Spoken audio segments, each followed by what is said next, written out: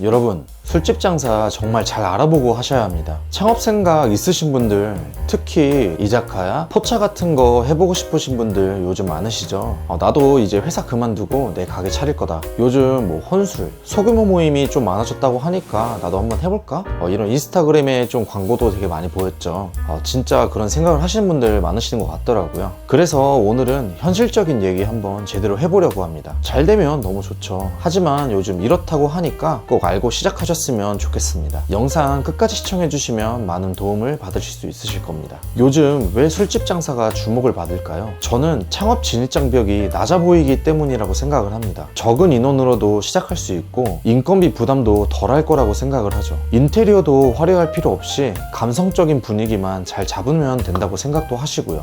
요즘은 정말 크고 번쩍이는 가게보다는 작지만 아늑하고 또 분위기 있는 공간이 더 매력적으로 느껴지는 시대입니다. 공간이 작으면 관리도 쉽고 손님과의 거리도 가까워져서 사장님이 직접 챙겨주는 느낌이 들기 때문에 더 호응이 좋다고 생각을 하시는 거죠. 게다가 주류 마진이 크다는 점도 많은 분들의 관심을 끄는 요소입니다. 예를 들면 뭐 맥주 한 잔의 원가가 그렇게 크지 않은데 판매가는 한 6,000원 정도에 요즘 팔고 있죠. 단순 계산으로는 이건 무조건 남는 장사 아니야? 라고 생각이 들 법합니다. 하지만 여기서 중요한 건 많은 분들이 혼자서도 충분히 가능하다는 착각을 하신다는 거예요. 작은 규모라도 손님이 몰리는 시간대에는 주방, 서비스, 정리까지 혼자 감당하는 건 현실적으로 거의 불가능합니다. 그래서 대부분은 결국 아르바이트라도 최소 한두 명은 써야 되고 그에 따라 인건비도 고정비로 확 올라가게 돼요. 즉 처음엔 작게 시작한다 해도 운영이 정상 수준에 오르면은 혼자 운영 가능이라는 이상은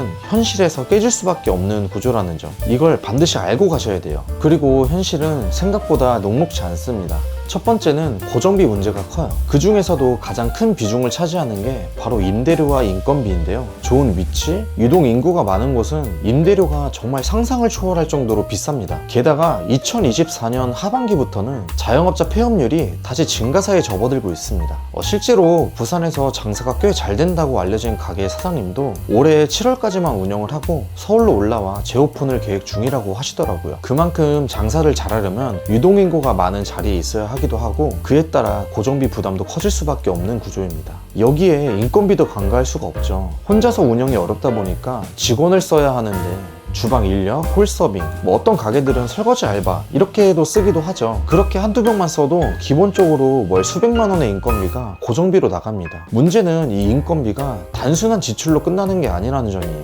요즘은 최저임금도 계속 오르고 있죠. 주유수당, 4대 보험까지 따지면 한 사람을 쓴다는 건 단순 인건비에 곱하기 1.5배쯤 각오해야 한다는 말이 나올 정도입니다. 그래서 결국 사장님들은 본인이 주방부터 서빙, 마감까지 전부 다 해내는 구조가 되게 많더라고요. 하지만 그게 얼마나 지속이 가능할까요? 장사 잘 되는 날은 정신없이 돌아가고 그러면 서비스 질이 나빠지고 안 되는 날은 체력만 빠져나가고 결국엔 사장님은 최저임금도 못 받는 구조에 빠지는 경우도 허다합니다. 더군다나 요즘은 또 물가 상승으로 원재료비에 대한 부담도 커졌고 무엇보다 손님들 지갑도 예전처럼 그렇게 쉽게 열리지 않는다는 게 현실이에요. 결과적으로는 고정비는 계속 오르는데 매출은 들쭉날쭉한 불안정한 구조, 이게 요즘 술집 장사를 준비하시는 분들이 가장 먼저 마주하게 되는 현실입니다. 두 번째는 안주 문제예요. 요즘 손님들 정말 맛에 민감하세요. 내가 돈 낸 만큼, 아니죠, 그 이상을 경험으로 돌려받고 싶어하는 시대예요. 그래서 안주가 기대 이하라면 그냥 한 숟갈 뜨고 실망하는 순간 그 손님은 다시 돌아오지 않을 가능성이 너무 높습니다. 이전 영상에서도 말했지만 실망한 손님들은 입소문조차 내주지도 않습니다. 또 요즘은 SNS 후기나 리뷰도 꼼꼼히 보고 가게를 선택하시는 분들이 정말 많기 때문에 단순히 술만 팔면 된다 이런 생각으로는 절대 살아남기 어렵습니다. 맛은 기본이고 서비스, 분위기, 위생까지 전반적인 가치를 제공해야 비로소 손님이